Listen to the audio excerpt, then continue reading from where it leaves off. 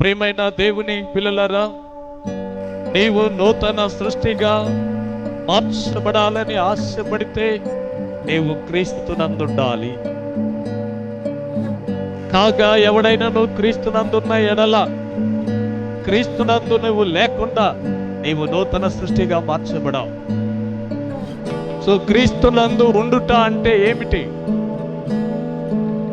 అని మనం ఆలోచన చేస్తే, నీవు చేయవలసిన వాటన్నిటినీ నూతన సృష్టిగా నీవు మార్చబడుటకు కావలసిన పని అంతటినీ ప్రభువైన యేసుక్రీస్తు జరిగించారు.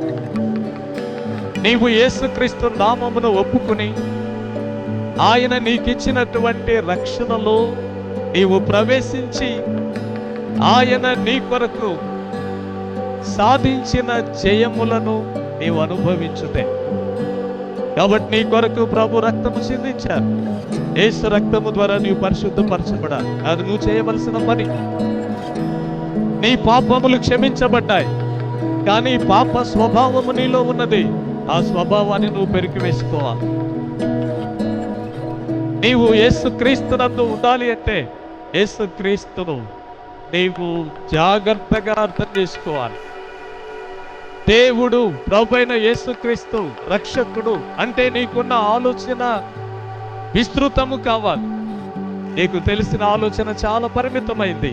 దేవుని స్వరూపము, స్వభావము అది వివరించడానికి ఎవరికి సాధ్యము కాదు.